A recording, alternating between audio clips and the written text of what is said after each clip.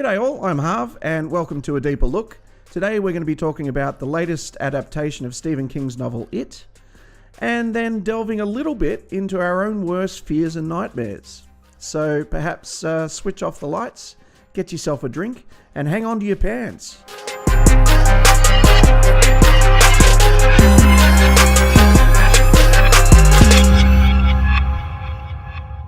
Okay, so I saw the new movie It, I guess it was a week ago or so, and I must admit, when I first came out of the theatre, I found it a little bit underwhelming. However, over the next few days or so, I reflected on the movie, I watched a few analysis videos and so on, and I realised it is actually pretty damn good. It's condensed into just over 2 hours. One half of a 1,400-page book in such a way that you don't feel so much like anything's missing.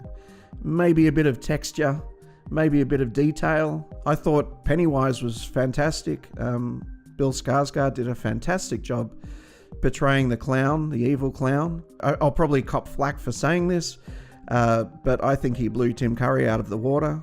Tim Curry had a sort of cotton candy purity about him when he played Pennywise, and to some extent it was more cliched or a little bit more superficial. I loved the way Bill Skarsgård's character, first of all, he looked a lot more scary and creepy, but he played the character with an underlying desperation as a creature that ultimately just wanted to feed on these children. To me, it didn't play as a clown deliberately acting evil like Tim Curry's did, but it was more like a creature who couldn't hide the evil intent of what he was doing to the children that he was preying upon. And I really like that aspect of it. I love the fact that he was drooling all the time, and it wasn't overplayed, but it was enough so that you never really forgot that all the while Pennywise is planning to basically eat these children. There were aspects of the film that I didn't like. The ending was a little underwhelming. I think maybe that'll pay off in the sequel though, because obviously in this first chapter, they're not supposed to defeat Pennywise properly, so that they have to come back as adults and do it again. As you might know, the creature itself can actually manifest as anything that it likes, but it manifests as Pennywise the clown because children trust clowns, children like clowns or relate to clowns or whatever. But also, in a lot of ways, and I think this was more prevalent in the movie, it's something that as an audience, generally speaking, people are afraid of. It's called coulrophobia or coulrophobia, which is the fear of clowns. Coulrophobia, as you may already know, is the irrational fear of clowns. Coulro in Greek meaning the one who walks on stilts. According to Rami Nader, a psychologist and director of the North Shore Stress and Anxiety Clinic in North Vancouver, BC, the psychological roots of the phobia may be traced to the fact that clowns are basically wearing disguises, albeit funny ones, while displaying artificial emotions, even silly ones, that perhaps hide their true feelings. A study in England surveyed 250 youth patients at a hospital on their opinion of clowns. The result? All 250 reported that they generally dislike clowns.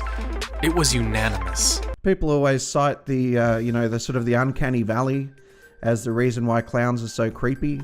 And I think that's true to some extent, that they look human, but they have the white skin and the exaggerated features.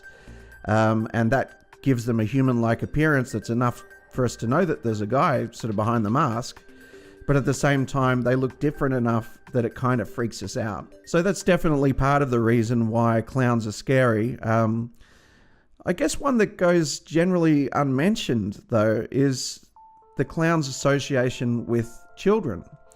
Obviously, clowns are there to, the real clowns, not creepy clowns, evil clowns, are there to entertain children. They go to children's parties and so on. And I think the idea that having an entity that's primarily for children's entertainment becoming the object of fear and evil sort of has a resonance to it, because not only do we have to associate the idea that this creature or entity is evil, but also that children will trust him or her, I guess. Are there female clowns? I don't know. I don't see a lot of them. I'm sure there are. One thing that struck me about it is that the story itself portrays itself as a kind of adventurous fable whereby the children manage to defeat the demon by overcoming fear. So a lot of people come away from it with the impression that conquering fear is really the main theme of the movie, and it is. It's in there for sure, and it's certainly one of the main themes of the book as well. However, I think Stephen King might be aware also that there's a deeper level of this aspect of fear that's in both the movie and the book, which is the idea of trauma, and more specifically childhood trauma. And it's something that not only are the children asked to overcome fear, but they're asked to undergo trauma, and every single one of the characters in it are subject to some kind of childhood trauma beyond what Pennywise is inflicting upon them. So I think in a way it's more about trauma than it is about fear, and about how trauma affects children in particular. And you can see this in a few different ways. One which comes to mind is I think it's pretty close to the final scene of the movie. And I better give you a spoiler warning now. If you haven't realized, I'm going to talk openly about the movie.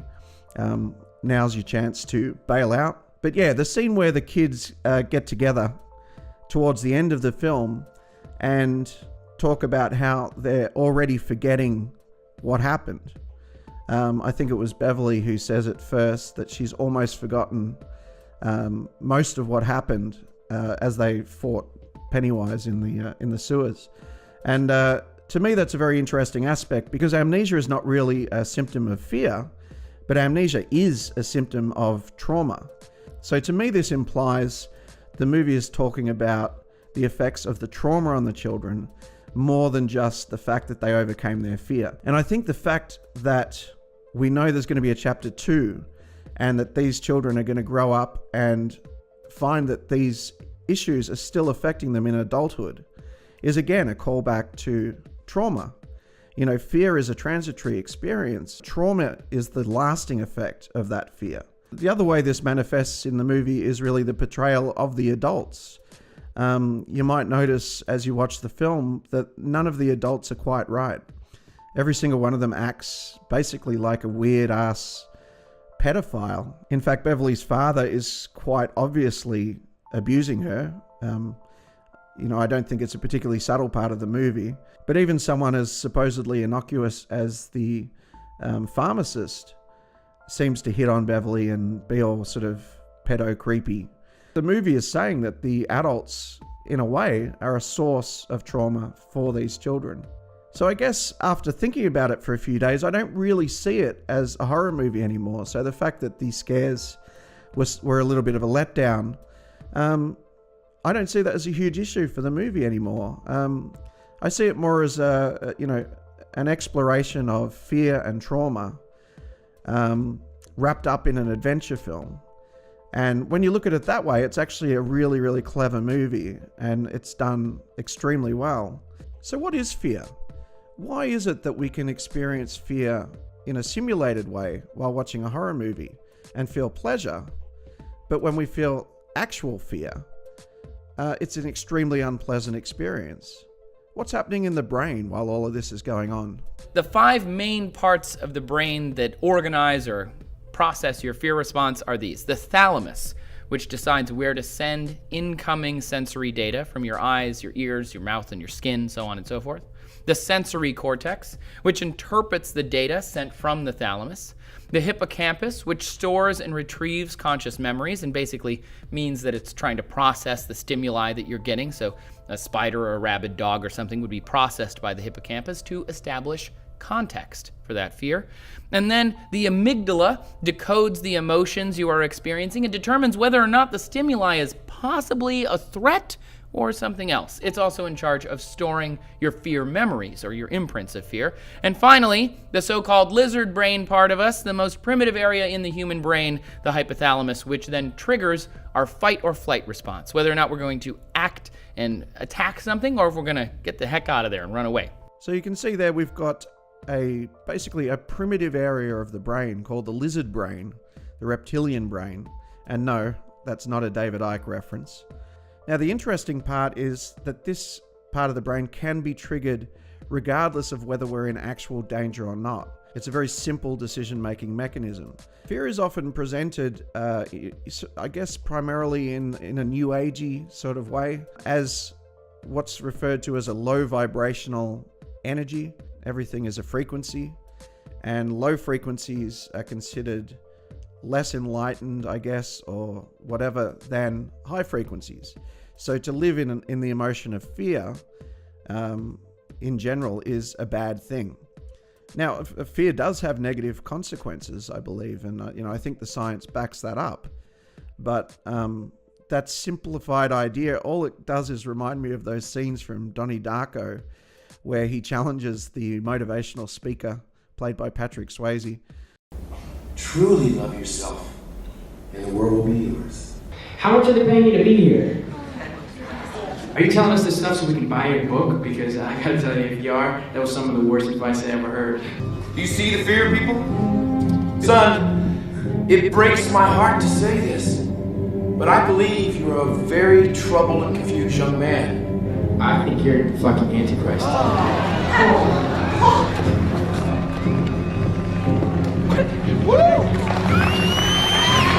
So that may well be true. Fear and love might be the deepest of emotions, but you can't help but side with Donnie Darko that perhaps things are a little bit more complicated than that, and fear and love, while they might be opposite ends of the spectrum, are not necessarily the only true emotions that you can feel. However, fear does have negative consequences, so perhaps it is helpful to think of things in terms of how much fear is this generating in me. And if you've watched any of the previous videos and the other scathing reviews and so on Popcorn Lobotomy, you'll know I think there is kind of an overall arching agenda to keep our society in a fearful state. When you're in a fight or flight state, your capacity for higher cognitive thought is so reduced that it's almost non-existent. Try doing a math problem with a spider crawling on your face and see how you go. I bet you'll do better when the spider's gone. So while it might seem far-fetched, and somewhat of a conspiracy theory to believe that the establishment would like to keep us in fear, I think it is pretty clear that it's advantageous for a ruling class to keep their subjects in a fearful state. So I do believe that fear is used against us by the establishment, and I think that's why we always have a particular boogeyman thrust upon us by the corporate media. It seems that every other week we're told to fear a new enemy. A few weeks ago, maybe it was Putin. This week it's North Korea. We're supposed to fear Russia or Assad in Syria.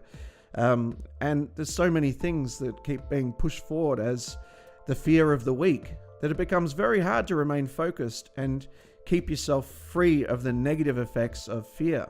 And I know that concept is hard to accept for a lot of people. And I understand that. It was hard for me to accept for a long time too.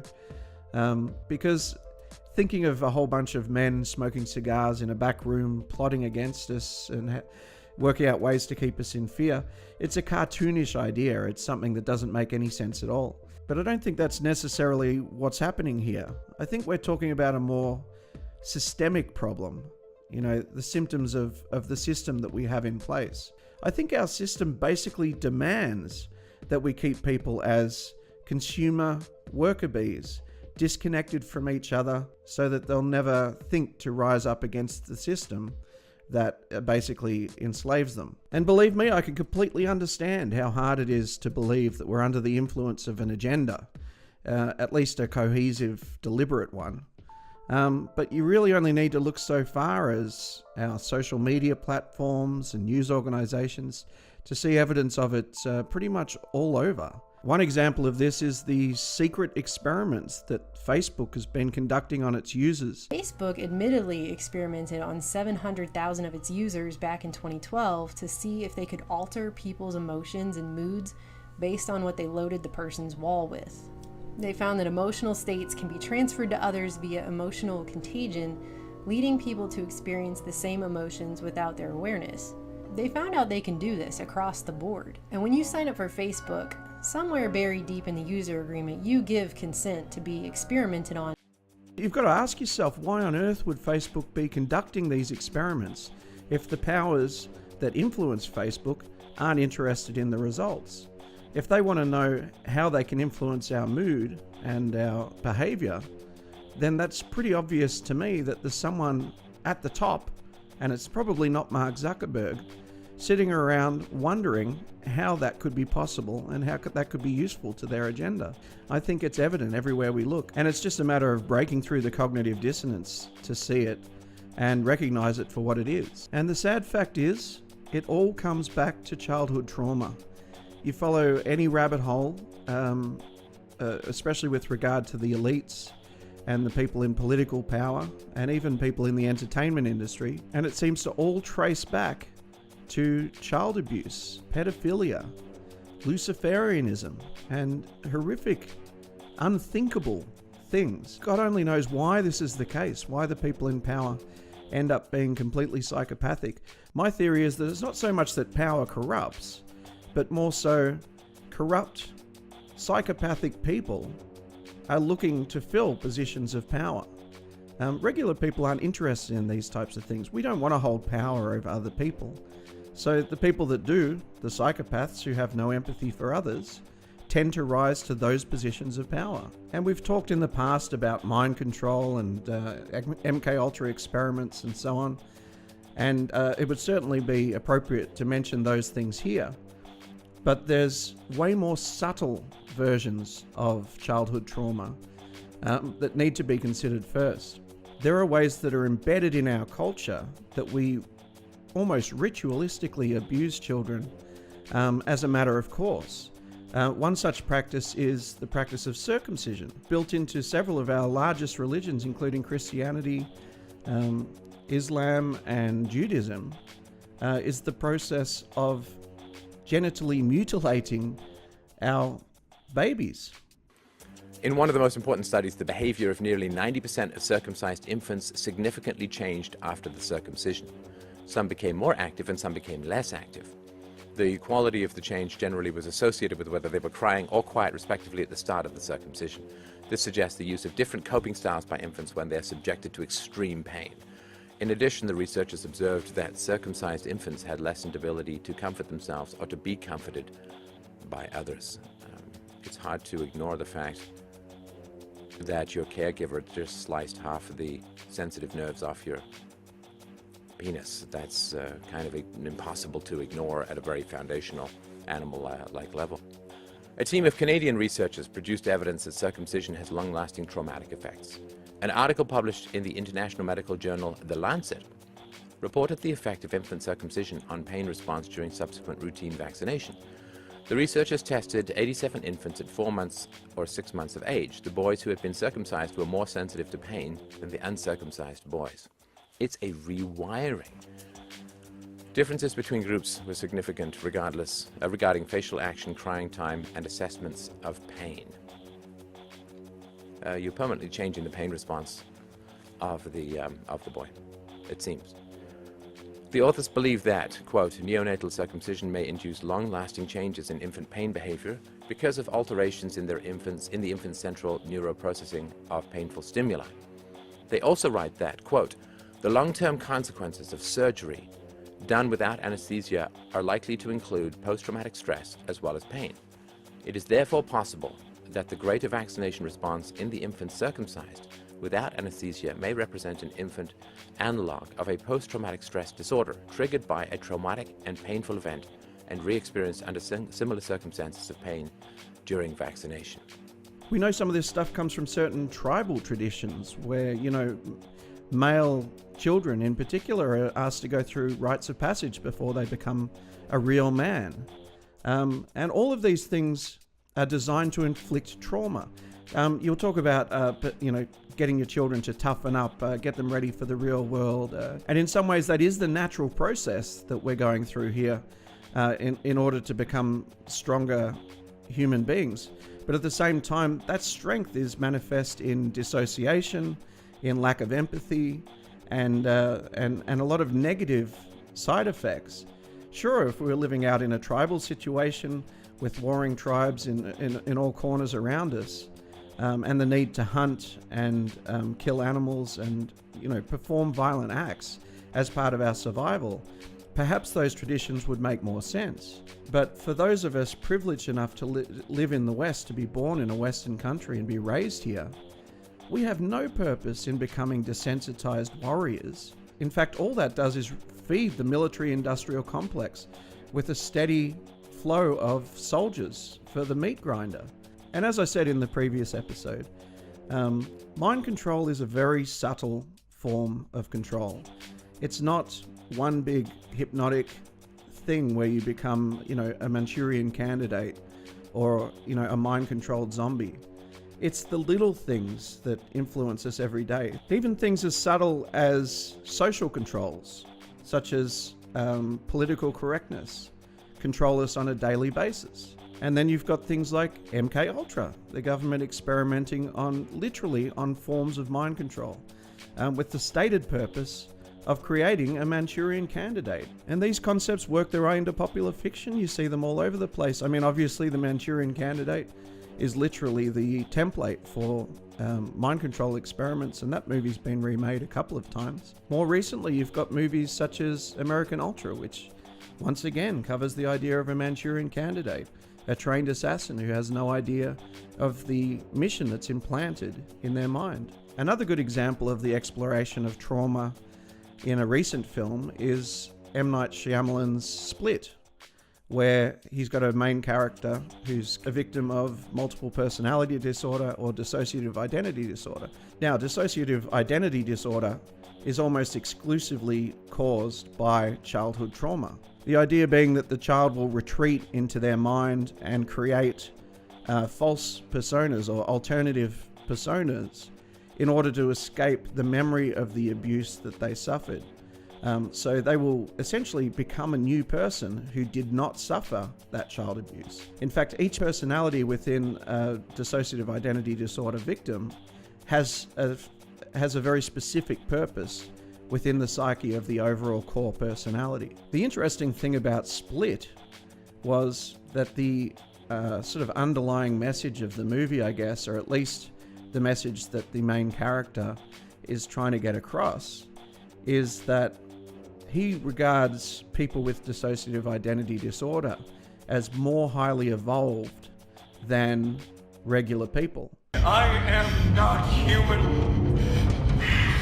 Kevin is a man. I am much more. He's attacking and killing the girls, keeping them hostage and then murdering them. But when he comes to the final girl, and again, spoiler alert for Split, when he comes to the final girl, he sees that she's also suffered trauma too, and decides not to kill her.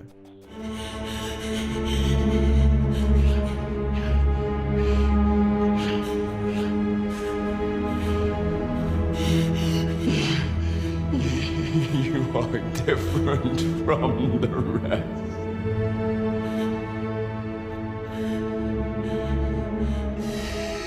Your heart is pure. Now, this is a very strange kind of philosophy that's embedded in the movie, one that I actually found a little bit disturbing. This idea that traumatized individuals are somehow superior or the next level of evolution to regular people. That perhaps not having the burden of a conscience or the ability to empathize with others is actually an advantage.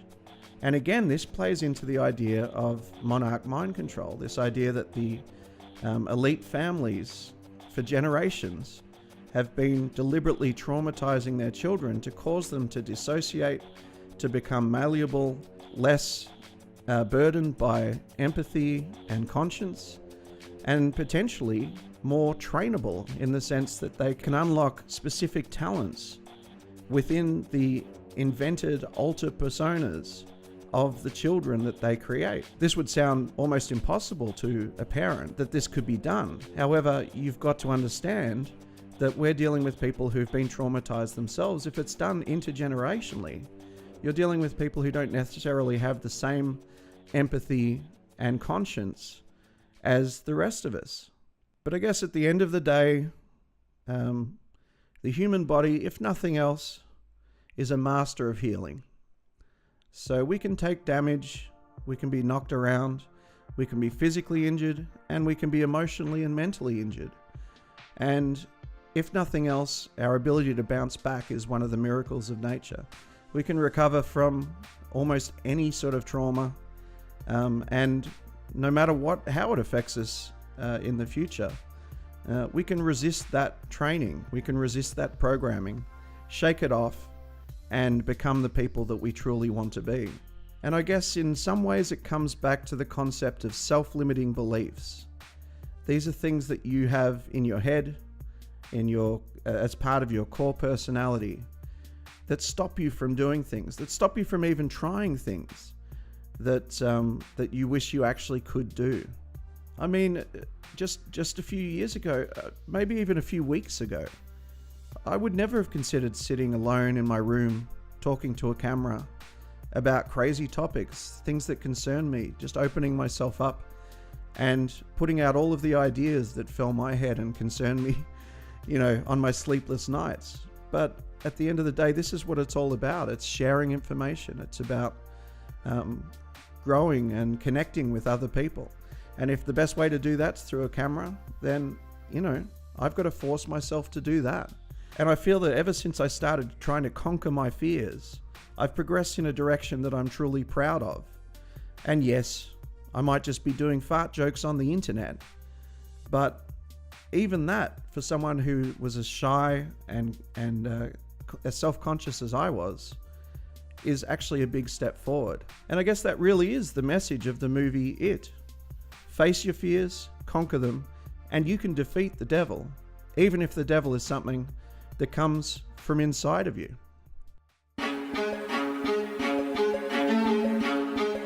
Righto guys, that's enough out of my gob. Over to you. What do you think? Was it making a statement on childhood trauma? Do you believe in monarch mind control? Some pretty weird questions in this one. Leave a comment below. Would love to hear what you think. Click like if you liked it, and if not, never mind. Hopefully you'll like the next video. See you then.